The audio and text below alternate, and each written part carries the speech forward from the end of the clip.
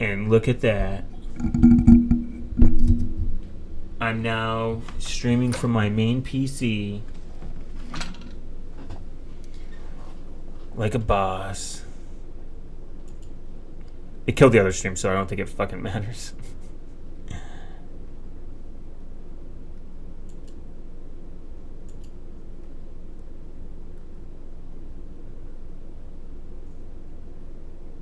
Look at that. Look at that pivot.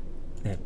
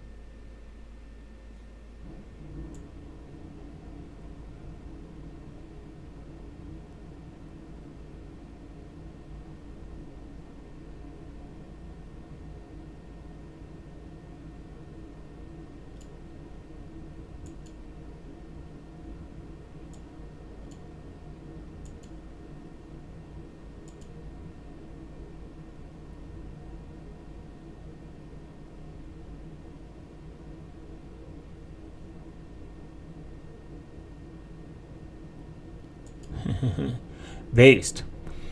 Okay. Wow, my bitrate's kind of fucked up.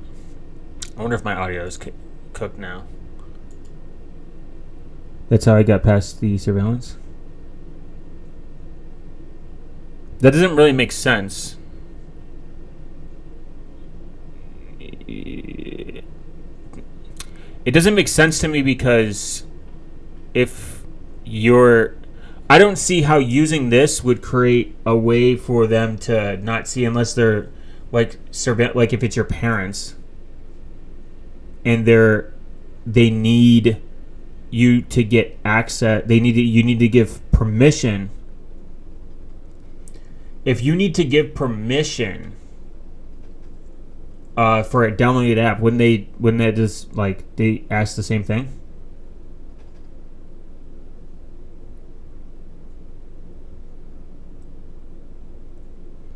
Even if this is Sandbox, they can probably see that you download this app.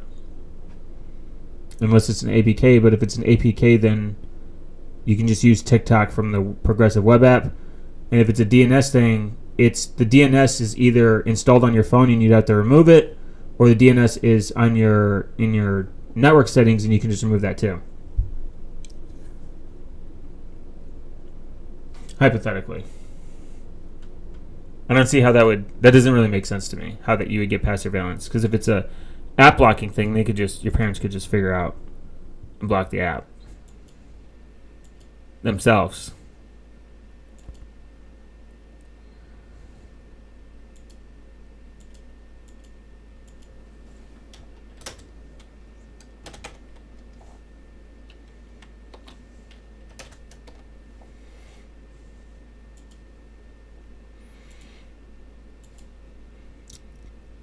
Though then again, I could just be retarded. Not understand the question. I think people say surveillance might be. In your opinion, what is the appropriate way to implement parental controls? DNS, like Next DNS, and then Google setting them up with a Google Play account as a child. Quite literally, you have all the control. And it doesn't matter where they go. DNS, Next DNS at the network level, and then a child's account. You literally can't do anything besides use someone else's phone. I mean, you can use someone else's phone. You can use a computer. You'll never see it. But the best way to do parental control is have a conversation with your kids and be a grown-ass adult. And be like, hey, I don't want you on these websites. and be open with them why you don't want them on their on these websites, and then move on.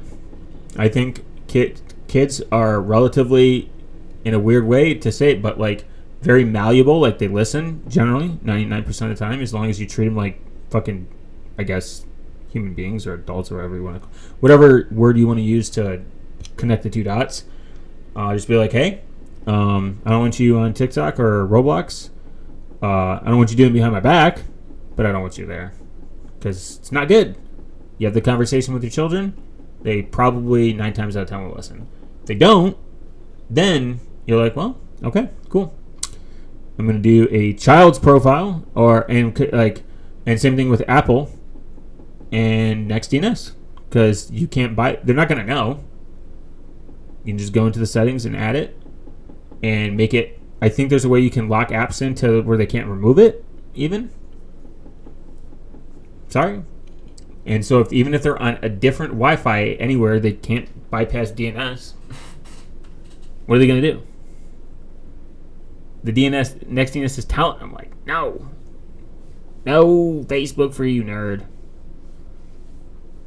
And it's not really. I mean, it's not that hard to also have a conversation with your kids.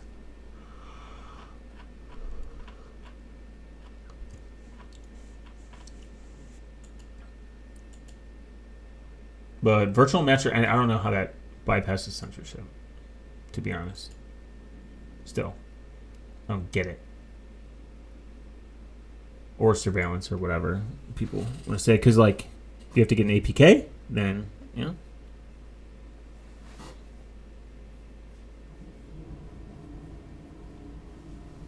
But again, I mean, also, there's no real appropriate way either. Because kids aren't going to like it to a certain degree. They're not going to like it to a certain degree. They're going to be like, well, my parents are telling me what to do, and I can't. I'm going to show up to the hoes, and I'm going to have no Facebook, and no Twitter, and no Snapchat, and no TikTok, and the hoes are going to be mad. Vice versa. But in reality, it's like, I don't know. They'll get over it. We lived hundreds of years without cell phones before. Kids have lived, hundreds of years without cell phones before. I don't think it's gonna. I think people think too much about their kids getting bullied. Like if your kids are gonna get bullied regardless. Kids get bullied for existing.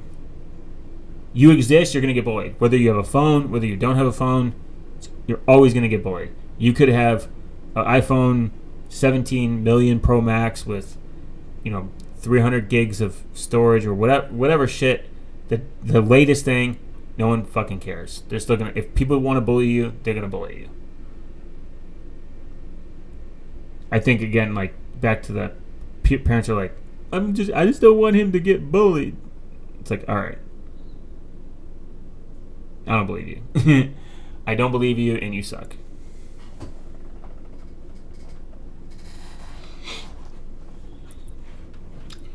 So that's my 3 tips of parentalness. Have a conversation. Then, if they don't listen, then block.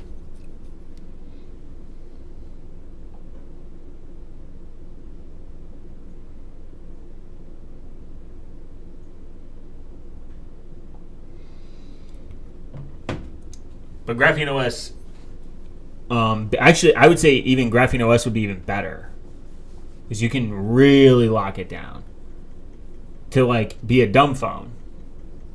Like there are just no apps, no Play Store. Kids aren't going to learn how to do an APK. Disable stuff that they can't. They don't know how to use. Really lock it down. And then NextDNS.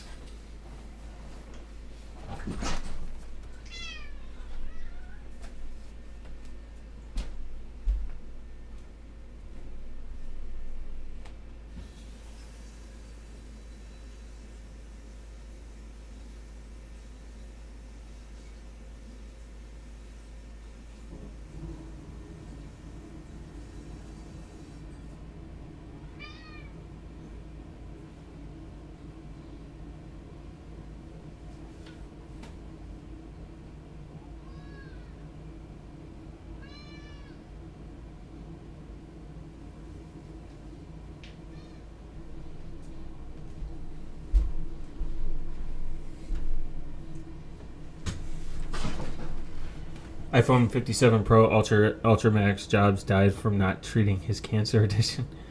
For real. You know what's crazy is Steve Jobs had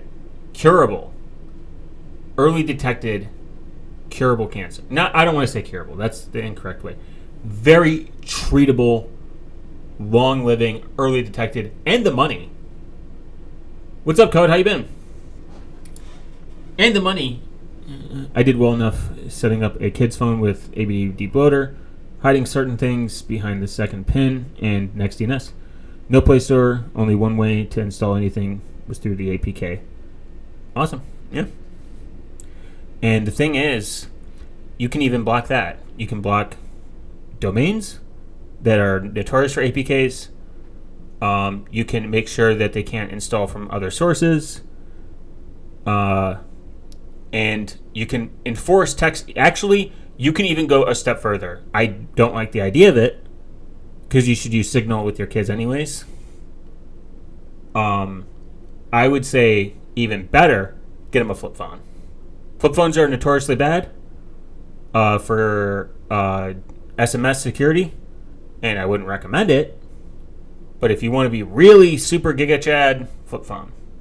Yeah, it was good enough, you know? Yeah. And have a conversation. Hope you've been good, Code. Appreciate you coming by. But yeah, Steve Jobs could have. That kind of pissed me off, and he did some fruitarian diet, and it annoyed me. I think he'd still be alive too today. Like, it's fucking crazy. But yeah, there's a lot of tools that we have to do some form of. I think Graphene OS is a perfect option for people that want their kids to have a secure phone. You install Signal. Don't install the Google Play service if you don't want to, or lock it down extremely well. They're very inexpensive Androids too, like the Pixel. You can get a Pixel 9a right now for like $300. It's good fun, and it's not an iPhone. And he'll be cool, and or she as well. So I would like to share my experience of cheating during an online exam using CBT. I don't know what CBT is. Oh, thanks, Code. I appreciate it. Electric Boogaloo Man.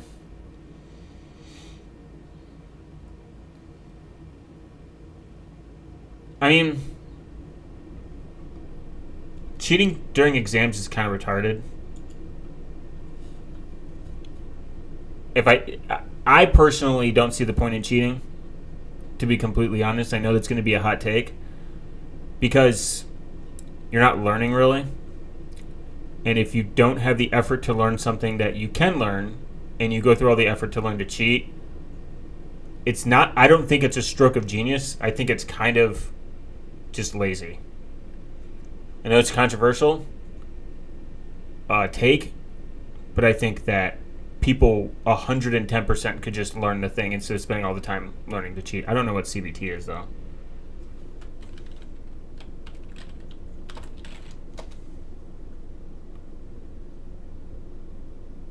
Cognitive behavioral therapy?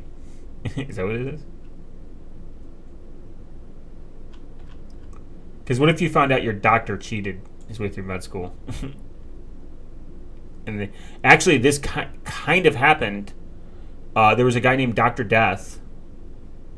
He somewhat cheated his way through college, didn't have good grades, and I think he lied a lot, and a lot of people died. No one fact-checked him. It was kind of crazy. So I use a VM plus app plus Magic's Hide.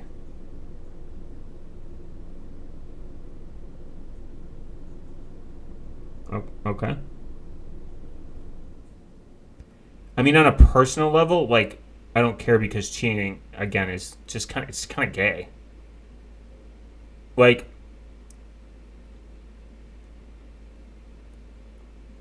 It seems like also a lot of extra steps when you could have just spent more time learning, to be completely honest. I mean, I've failed tests before and just retook them. Cube stream aborted. My laptop was getting hot. I made AI chat pet through a Signal protocol. Oh, based. Don't get exposed. It didn't get aborted.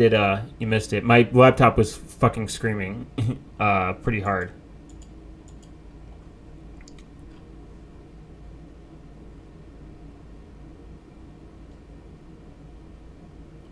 Do this. It's cool though.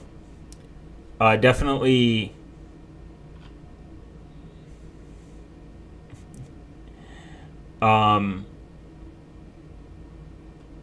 I believe that learning is one of the coolest experiences humans have the abilities to do. Like truly, I think it's one of the best things. It's one of our best skills. Yeah, it's very recent because there's no there's probably a way I could get the GPU to work.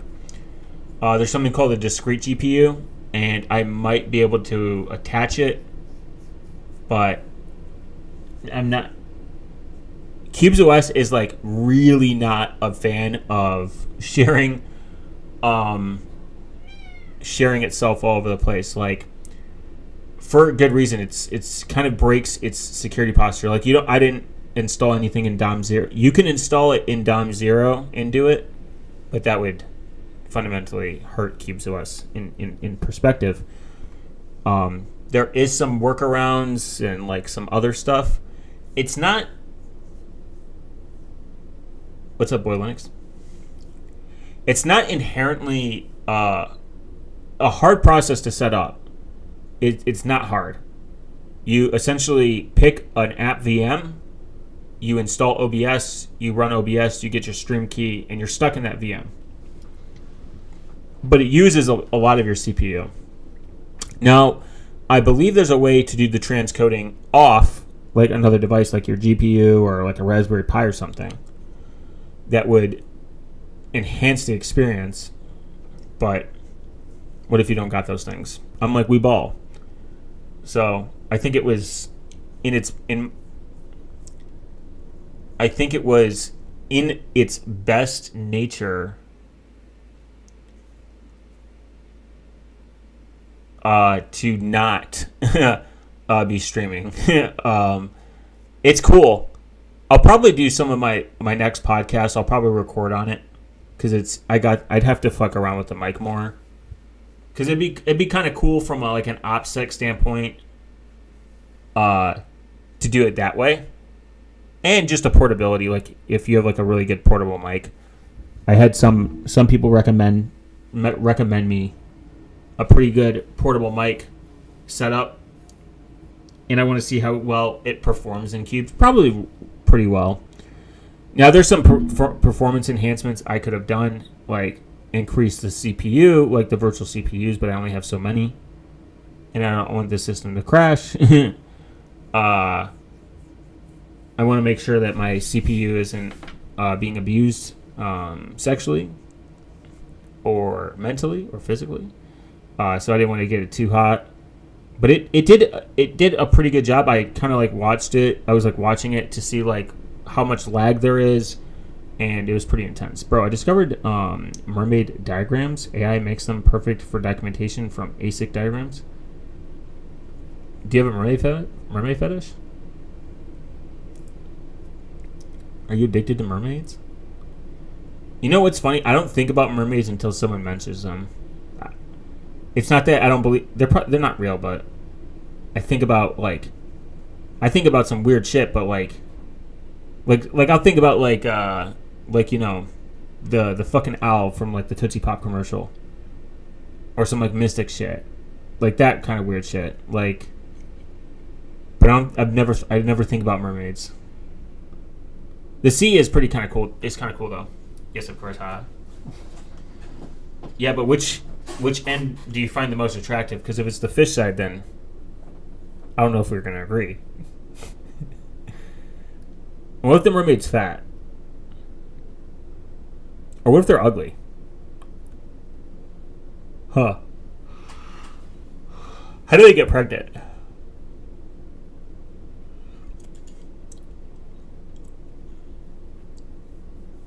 I forgot about this.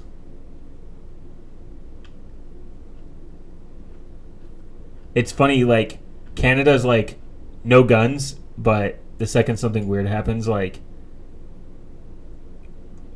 Guys, I hate this.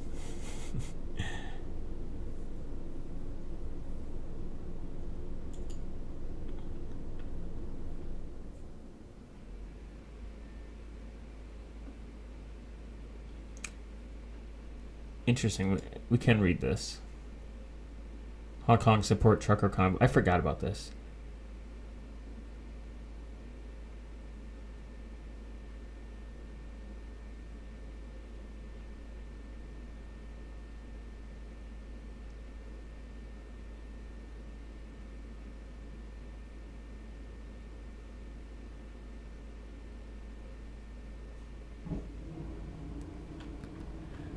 Boutinous monster, give me tree fitty.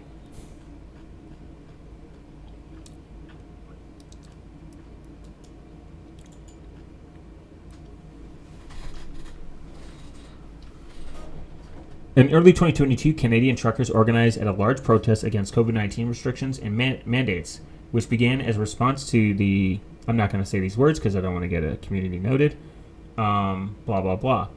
The goal of the protest was to create a convoy of trucks that would travel from Ottawa and gather at Parliament Hill, attracting additional support from pedestrians who shared the same oppositions against the restrictions. The core issue was that nearly 16,000 cross-border trucks who were not, thinged, were no longer allowed to work, putting them at significant strain on the livelihoods and the freedoms and the triggering widespread disconnect. As the protest gains momentum, it attracted support from a diverse range of individuals who felt that their personal freedoms were being infringed upon. The protest quickly became a significant political and economic issue, which disrupted the flow of goods and services across the country. The Canadian government, concerned about the growing impact of the economy and public control, moved to put an end to demonstrations on February 14th of 2022. And the federal government invoked the Emergency Act, granting law enforcement additional powers to suppress the protests. That's kind of crazy. As long as they're not doing anything, I don't really care. And I'm not Canadian, so it's even worse. Canadian truckers protest. Well, Emergency Act. Here I'd like to take a closer look at the Emergency Act and what it really means. As you know, many governments around the world used the COVID thing. Oh, fuck, man. Crisis to invoke emergency powers and restrict individual freedoms. In some cases, these freedoms were never really fully restored, even after the crisis ended. To illustrate, let's focus on the Canadian Emergency Act and its consequences. In practice, however, it's functioned as a tool to suppress protests. By invoking it, the government can bypass democratic checks and limit dissent against unpopular decisions. How can I access my Facebook account anonymously without having to log in? You don't. Facebook already knows who you are. You can use Tor, but it's going to flag it. You can use an anonymous number, if you can obtain one. But the thing is, you have to understand that, like, social media knows who you are. There are too many identifiers that you do. There are too many. There's too many steps you have to make for these identifiers to not notice you. You could set up like a virtual machine that's only used for social media, nothing else, VPN, so that it can separate you from your geolocation. But again, canvas fingerprinting is still a thing. Just use Facebook. If you want to use Facebook, there's no way to do it anonymously. Just use it. Your habits will either get you linked, some form of fingerprinting will either get back to you. Just use Facebook, private your account, and forget about it. You know what I mean? I think people complicate these things with accounts that don't respect your privacy in the beginning. If you want to use Facebook, the best way to have a private Facebook is to private it so other people can't find it. You said anonymous Twitter was possible, but it is because Twitter doesn't know who I am, in a sense. But it is a pain to log in via Tor. They do not like VPNs. They get very aggregated. Twitter gets very aggregated about it. It'll like be like, are you a bot? Are you a bot? Are you a bot? Kind of thing. It's possible, just like anything else. Like getting an anonymous Google account is possible, and once I'm kind of almost done with it. The video I'm gonna release it. Twitter to Knitter, Facebook to Instagram. Those don't exist. Twitter to Knitter, but Knitter is just a front end. It's not like an actual replacement. You just be able to view it. Facebook doesn't have anything. A lot of these front ends get killed. Twitter has an API, so Knitter's doing this literally for free. So donate to them. And Instagram used to have something called Biblegram that doesn't exist anymore because it's too much of a headache battling with Instagram's changes to make it almost near impossible. Same thing with Facebook. If you want to have these social media accounts, just have them. You're already, again, like you're not really achieving anything by just doom scrolling Twitter. You know what I mean? You can just get an RSS feed. Actually, the most private way to do it is just get an RSS feed of all the news that you want to listen to. And if you're just on Twitter to see like certain accounts, I mean, I don't know what to tell you. It's not really like a thing of like, is it possible? It's more should be a thing of like, should you? You know, should you do this? Should you expose yourself to that much internet brain damage? But Facebook, just use the Facebook you have. And change your information. Like, fake it. Who cares? Faking your information is the best. Even no ad YouTube front-end clients block me with Mulvad.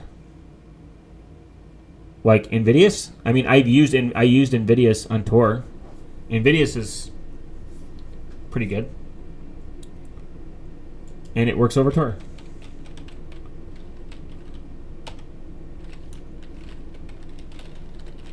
There's no way it can block you. I'll even show you. I'm on Tor. I don't know where my relay is. I don't know what country it's in.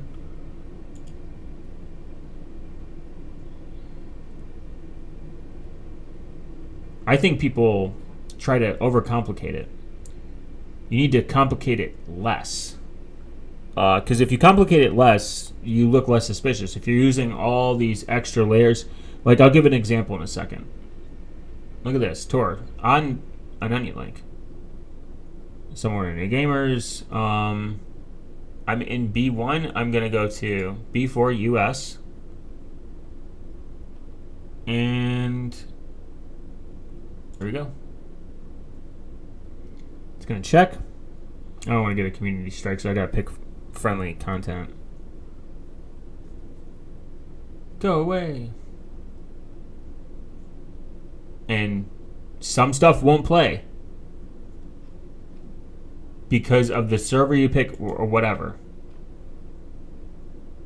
I mainly yes, meticulously flat pack is an Nvidia's client. Run on I2P. I2P is like an intranet, so you can't really run on I2P.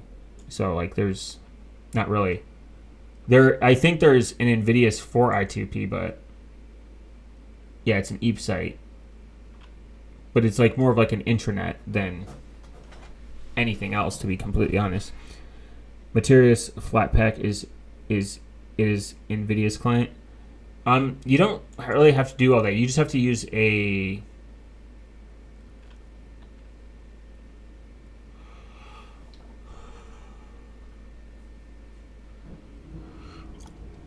you can please host. There's also free. Yeah, there's just too many. I mean, YouTube is becoming very difficult to do stuff like this because they want to make money. Right here. So US. Let's do Mr. Beast. And this isn't to like deter anyone from trying to run TikTok. What do you mean by run TikTok? It doesn't even make any sense. This doesn't run. I mean, this. I don't think this would run TikTok. I don't think Nvidia does that. Oh, we're getting something. There was a TikTok front end, but it's what's it called? It's like Book Talk or something, or Balls Talk or Giant Balls Talk. I would just say avoid TikTok. That's your best option, or just make an account. People want all these, like I said, all these convoluted things. These kind of sites get banned on a constant basis. They either get banned or they get killed or they get, turned off, because front ends are very difficult, because at the end of the day, these companies are losing money. It's costing them money because Base, look at that. Mr. Beast work. These companies are always going to want to profit. So when I'm not signed in, they're not serving ads, I'm essentially stealing. To them, I'm stealing. So websites like Nvidia's, websites like Biblegram, I don't know if there was ever a Facebook front end. TikTok front ends, they always get killed because they're stealing from them. So it's not like a matter of, can I do this? And you guys have to understand something called not just threat modeling, your privacy threshold. If you're looking, again, for all these convoluted ways to access these services, you're either going to get burnt out like really quick and be it's very tedious, or you're going to become disorganized and make mistakes. There are certain apps I'm just going to use, doesn't matter. But that's why I have separate profiles on Graphene OS. And on Qubes OS, I have separate VMs. And on my desktop, I have separate things to do separate things. And I've simplified it. I've downgraded it. I've made it easier. Because at the end of it, I'm a human that is just trying to escape some form of surveillance and some form of privacy invasive apps, or like privacy invasive software. I'm really a free and open source advocate at the core level of free as in freedom. People can choose what they want, and open source as in, open source. Just using Brave for YouTube now? Yeah. People need to not overcome. I like reading the Offset Bible because I think it gives good insight on what does matter, and it allows you to do something I would consider judging your threat model. There are some YouTubers that are privacy front. Look at Mental Outlaw. I mean, he was on camera at one point. I think he did it early in YouTube. And he's for privacy. And so is Henry from Techlore, and they're both for privacy, but we know what they look like, because and some say, like Henry, I've seen him say like, oh, I would have done it differently. I would have just done a faceless channel or something. But why? Who cares? You can still keep your life private. You just got to choose what you want people to know and what you want to expose, and what things you don't want to, things that you don't want people to know and expose. I mean, my fellow citizens aren't the threat. The real threat is capital surveillance, at least in America. That's my real threat.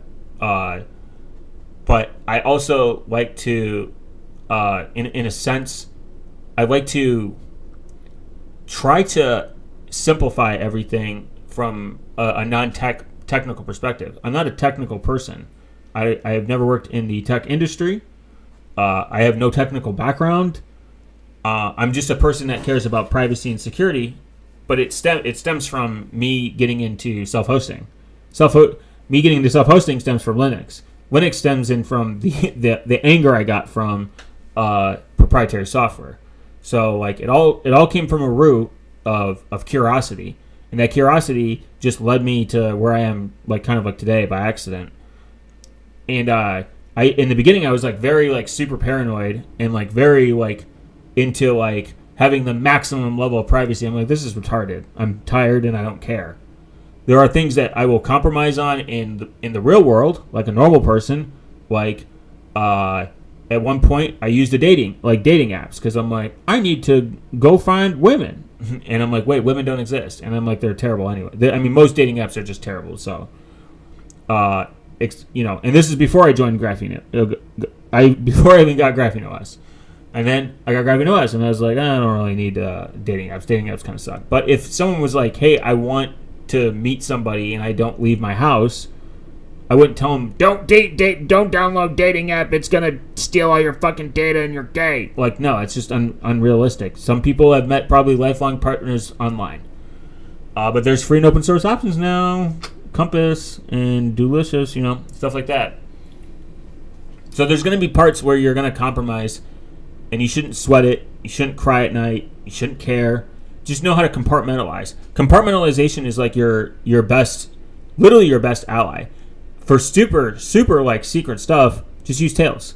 For stuff that's less secret, use Hunix. For stuff that's even less secret, use qubes and know how to separate. And then if you're like crazy, I guess use Windows, but that would be retarded.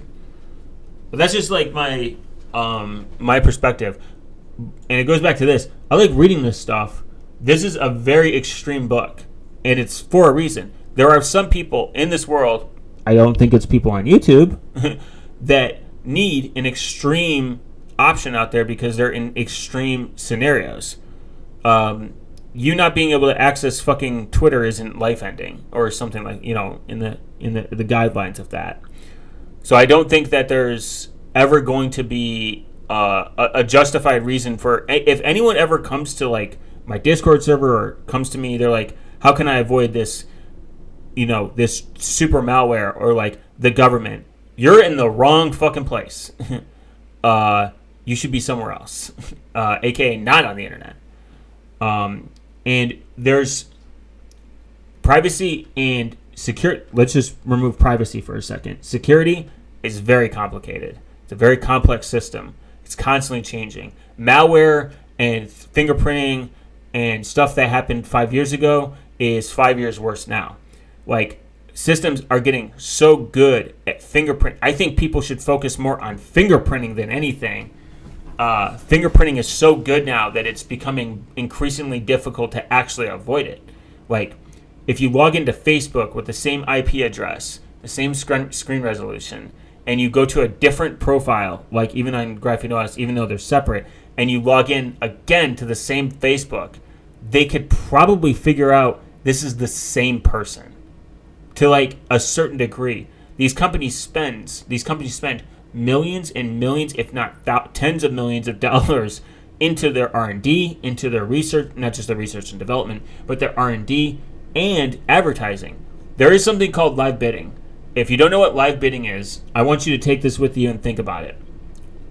When you download an app that's free and say it serves you ads, the Play Store, a lot of advertisers do live bidding. They want to bid for that spot. That's why you see ads change. You can see ads change every time you go to a website. Live bidding is kind of fucked up because a lot of the times, from what I understand, because I've listened to developers talk about this, they don't even know this. Some apps don't even know like this is happening. You will bid for ad space when you're running a campaign. If you bid for an ad space, you get this map out of data, like this information. And from what I understand, listening to other people that talk about this, even if you don't win the bid, you still get that information. You get a lot of information of the customers that the ads are trying to serve to. And this is a problem. And it's been a known problem. There's spy pixels. Most people run default emails. Spy pixels is like where the email knows you, like advertisers know you open up the email. They know what the content is. They know what's like what kind of phone you're running. They know what kind of like operating system you're running. So this builds a unique profile.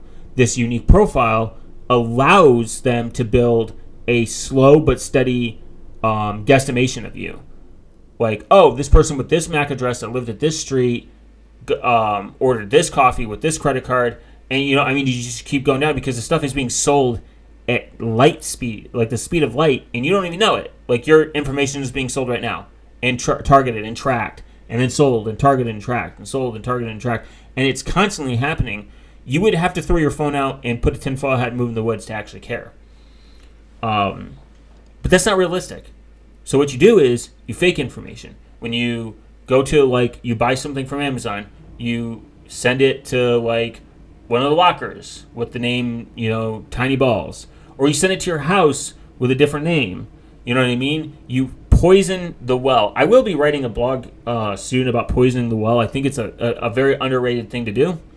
That's why VM Life is best life. That's true. There's a lot of good reasons for virtual machines because it can allow you to compartmentalize, but you have to remember each time that you take that virtual machine out and touch something, websites probably know. You look very unique. There's a lot of unique characteristics that people do. People are not as the same as everyone. I'm going to say everyone is unique in their own way because they are. How do I access my email alias in I2P? You can't access an email alias. You can only access a regular email. Like, you have to set up I2P, and you have to go to, I think it's Postman.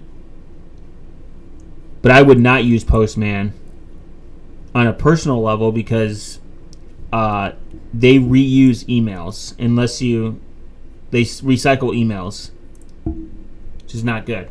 I don't know if they still do that, but that was like that's fucked up. So you have to set up I2P. You set up I2P.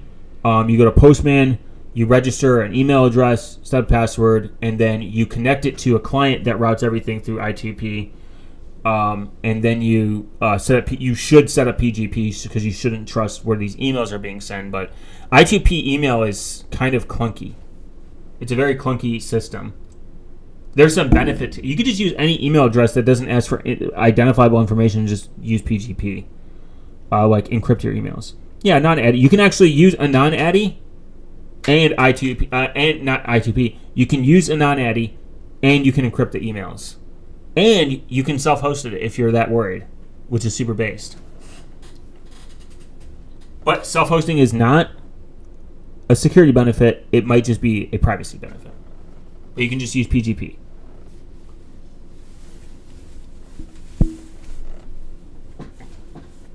I have PGP, but I don't use it because I have Tutanota. Tutanota doesn't do PGP. They might in the future find a way to interact with it, but they pointed out the flaws in PGP and kind of try to find a way to fix the PGP issue. There are some vulnerabilities inside PGP that is not good. It doesn't encrypt the full email, which can leak metadata. We all know, as we learned, say it with me, metadata is what the FBI wants. The government loves metadata. I should put that on a t-shirt. And fuck Debian. So what I'm gonna do, I'm gonna make 2 t-shirts. One that says fuck Debian, and the other one that says the government loves metadata. Yeah, that's gonna be the move. But that's besides the point. So Invidious you can use like on Tor. I think people should use Tor. People should use Tails. People should use Unix. People should use Kicksecure. But at the end of the day, before my rant bleeds, you have to understand one thing and one thing only. These tools don't protect you.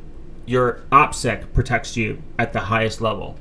OPSEC is fundamentally the best secure tool on the planet. If no one knows your name, if no one knows what state you live in, no one knows your address, if no one knows your email address, you know what I mean? I can go down the list. If no one knows these things, then it doesn't matter what tool. You could use Windows for all you know. Now, it would pick up your habits. I mean, I'm kind of memeing there, but it could pick up your habits. But your best tool is OPSEC. OPSEC is your fundamental lifeline. Nothing beats it. If you have ironclad OPSEC, nothing on the world, on this planet beats it. Say even if you get malware on your PC, if all of your files and everything is labeled your fake identity, that's all they get. Think about it. Dumb it down to I want people that ever watch this, dumb this down. Don't overcomplicate it. Your software will not protect you, but what will protect you is good OPSEC. Understanding how to have good OPSEC is complicated. Everyone's system is different. Everyone's lifestyle is different. If, to say that there's perfect OPSEC out there is kind of like, not real. Because there's going to be different threats today are going to be worse tomorrow. And how you have good OPSEC is, first, a little bit of common sense. Misinformation is the best shield. Yeah, it is. Poison the well. You want to poison that information. You want people to think. If I manage to activate the I2P Plus router, I want to become an anonymous fufu. I don't know what that is. To be completely honest, I2P is under attack right now, so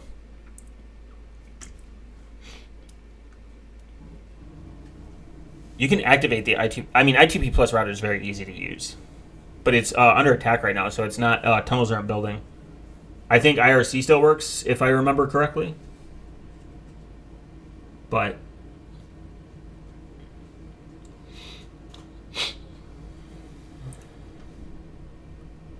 it's the idea that I don't think they're the word. I use the word anonymous interchangeably.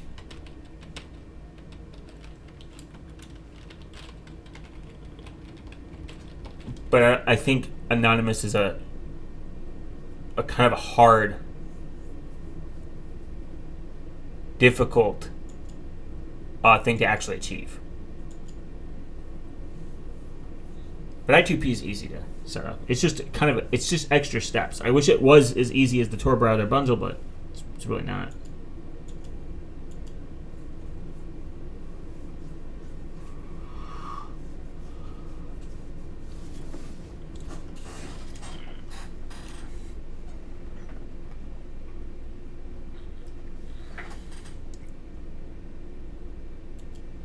Wow. As illustrated, the Canadian government froze the bank accounts of people they engaged in the protests under the false pretext of terrorism, and action was blatantly attacked on personal freedom, showing that the state has power to cut people off of their own money and let them starve if it's necessary, which is kind of insane, by the way. This is exactly the kind of danger we warned about in our blog post on CDBC. Yeah, CBDCs are terrible. When the state holds absolute control over your finances, it can force you to comply with its will. They hacked Notepad and Notepad++. Damn. The text editors of Windows under attack. Finally. I get to see Windows burn. This is why I think central bank digital currencies are a problem. I know people try to attach schizophrenic conspiracy theories to it, but in reality, I think they are an issue. And anyone embracing central bank digital currencies, I dislike, because I think it's a bad idea at all levels. I don't think that it's a good idea. It's kind of like the worst idea that the government's had in a long time. What's the difference between Vim and NeoVim? I think, I believe it's NeoVim's just easier, if I'm not mistaken. I'm not a Vim user. I don't really like Vim. I tried it. I don't see it. I've gotten away with Nano. I'm a Nano gang, Nano enjoyer. I haven't seen the purpose of Vim in so long. I've tried it. Never used it, like to the point where I'll install it. If it's already installed, I'll use it. Kind of. If it's installed and I can't access Nano, I'll use it. But I don't like Vim. I don't see the purpose in it. People say it's for power users. Like, don't know. Can't understand the love or the lore. Zed's good. I like Zed. But Zed's more of like... Vim is like a text editor. Zed's like a full... It's its whole thing. It's like more of a... It's more than a text... Zed is way more than a text editor. But Zed's cool. I like Zed. I use Zed. I like it actually more than VS Codium, which I thought I'd never say. I liked VS Codium.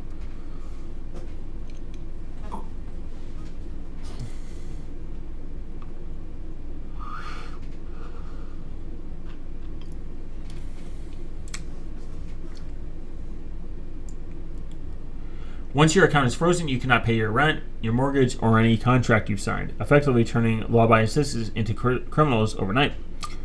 For example, imagine a trucker who bought a car through a financing plan. If his account is frozen, he cannot make his monthly payments, violating the contract with the seller. On paper, he has become the one at fault, even though the state has forced him into the default. True. I agree. What happens if you don't pay your medical bills? You receive a bill from your provider sends you reminders of what you owe. After several months since your first late mission payment, the debt may be written off as a loss, and the bill amount may be sent to a debt collection on it. Medical debt over $500 may appear on your credit report if left unpaid for more than a year. This isn't true anymore. I think they got rid of that. The debt collectors could sue you for the debt. After the state statute of limitations runs out of debt, the collectors may not be able to sue you to collect, but you still owe the debt. Worse still, many of these people had families depending on these accounts to simply buy. Zed has a free open code integration now. Free coding AI. Oh no, the slop's coming. Simply live to buy food, pay bills, access healthcare. Punishing children and families by cutting off financial access is not justice. It's financial lawfare, which is, I kind of agree with. That's kind of fucked up. The kind of situation can lead people to debank. Debanking refers to the process of closing someone's bank's accounts because they are considered a risk. For example, if the state labels you as a terrorist during a protest or in order to bank freeze your accounts, the bank might be able to debank you as a risky customer. Which, I mean, this is a problem with the banking system. They can just label anything as one is like a terrorist, which does happen. Once you're debanked, it becomes extremely difficult to open an account in another bank, and this can result in you losing everything. Most activities in modern society require a bank account. Have you ever tried renting a house without a bank account? Trust me, it severely limits your options. That's true. In America, without a bank, you cannot do a lot of shit. It's crazy. The main question is, why did banks participate in this? Why did they accept freezing accounts on the government's command? First, it's important to understand that Canadians' banks are highly regulated by the government. The government essentially sets the rules for the banks to follow. If the bank decides to defy the government, the consequences can be severe. Regulations could change it, make it less profitable, or in extreme cases, force it to shut down. So the banks have little room to act independently without asking the financial stability. Wow, unbased actually. There is some probably banking regulation that's maybe good for society where you're not getting fucking loans from. This is what happened in 2008. There was these ninja loan programs where if you had a pulse, you would get a loan. You would get a loan. You would get a loan. Everyone pretty much got a loan. And then they couldn't bank back the bank. It's a long, complicated story about what happened in 2008 with our housing market crash. Michael Burberry pretty much saw it and made $1 million, probably millions of dollars off of it. Secondly, the relationship between banks and governments is independent. The bank provides capital to the government, while the government can offer money to banks through regulatory measures and loans. In Canada, the distinction between private and public banks isn't clear as in some other countries. The government has a firm grip on the banking system. In other words, when a Canadian citizen deposits their money in the Canadian bank, they're essentially giving their money to the government.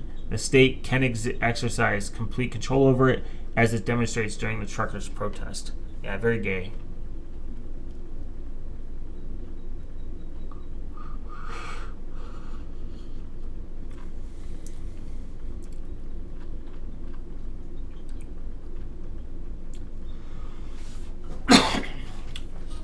When deciding to protest, it's crucial that you focus on your OPSEC. First and foremost, you must avoid any physical identification by authorities. It's true. The first messenger without user IDs. Anonymity is your best defense. A way to avoid legal complications to prevent your state from controlling finances is essential to embrace the circular economy and consider using privacy-focused cryptocurrencies like Monero.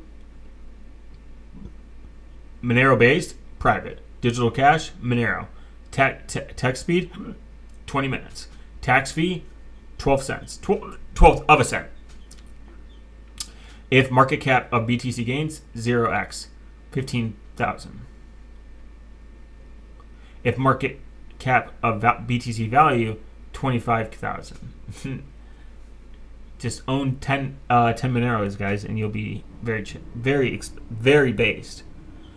Protesters talks to give your but remember, protesting is not enough. If you truly aiming the challenge of the state, you must also make sure you're starving the parasites, just as the Canadian government starved the protesters by freezing their bank accounts.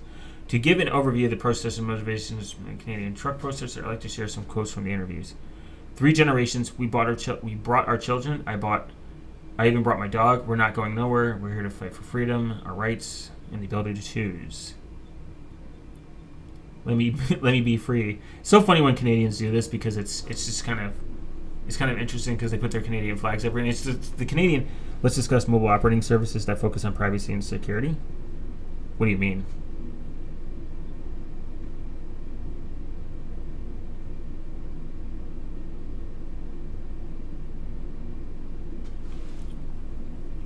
Like, are you talking about like cell phone service? Doesn't exist. There. Saved you a discussion. The thing is, they don't exist. And if they do exist, they're in the U.S., and the easiest way to do it is one of two things. Pay cash for a number that doesn't ask for your identified information, which there's tons of them, or get Silent Link. But it's not a way that you can text people. There's JMP chat, but like, are they private or secure? Not really, because you're on a mobile network. They can be subpoenaed. They run these MVNOs anyways. Like, they're not owning the infrastructure. They're using like AT&T, Verizon, or T-Mobile. Quite literally, all public mobile operating networks, hostile. That's how you should treat them. They can be subpoenaed. They can figure out where you go the most, and boom. But and it also depends what country you're in.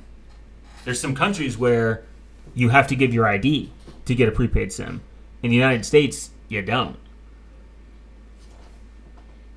Yet, that might change, But there's no there's no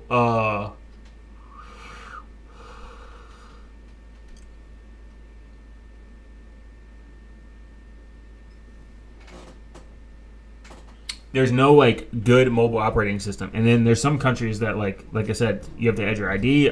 I believe your social security. I'm not entirely sure on that though. So if you don't live in America, my advice will not work for you. I have used Silent Link. Silent Link's good, but it's data only and SMS in. So you would have to use something like Signal. But if you only need data, Silent Link is good.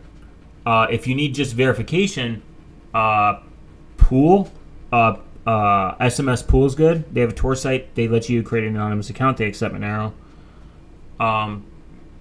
But just get prepaid with cash. And just don't give your real information. And that's it. But, it's really that. A lot of the answers are always going to be simple and boring. There's not really like a good companies like Cape, their IMSI switching it's not available. They're $100 a month. They're crazy for that price. I don't care that they own. Security wise, US Mobile, they offer SIM swap protection, port out SIM, and then you can put a SIM pin on your SIM card if you have one. To go even further, like if someone tries to steal your SIM card. To a certain degree, is the mobile operator service Cape or I don't think it's a honeypot. I just think it's fucking overpriced and it's not achieving anything. I don't care that they build their core around like all these extra like things that it's a cool idea until I see it in practice. I don't care, kind of thing. I don't trust any mobile operator. They have a lot of access to you and your information. In general, there's nothing you can do. It's just how they have to operate. It's kind of like asking to redesign email in 2026, which would be retarded, and it won't happen. But it's just mobile operators have a threshold of acceptance. Actually, the only way you could be sure that it's your mobile operator's private is if you host your own. Now, in the U.S., it's kind of a legal complication. You can build your own 5G, 4G.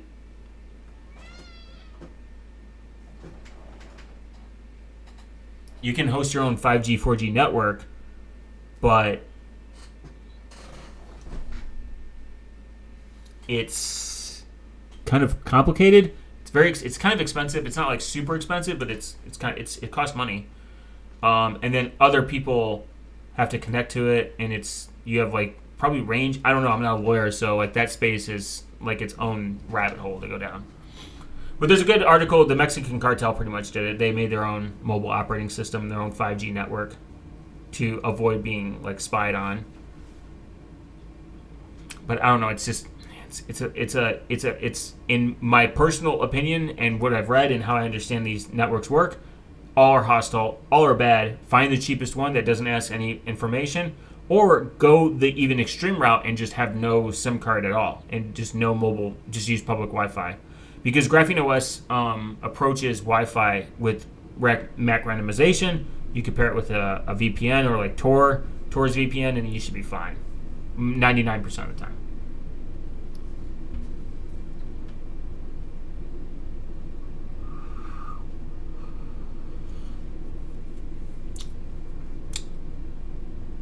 It's 55 minutes. Okay, guys, we reached the 55-minute mark. I appreciate everyone stopping by and watching Graphene OS and qubes OS get really hot and spicy. Everyone thank my CPU below for doing all the hard work and the lifting, and be nice to him or I will send you to internet jail forever. Comment below your favorite sea creature, whether it be real, non-real, or mythical, from any period of time. Do it for the algorithm and for the engagement. Thanks, and don't forget to watch your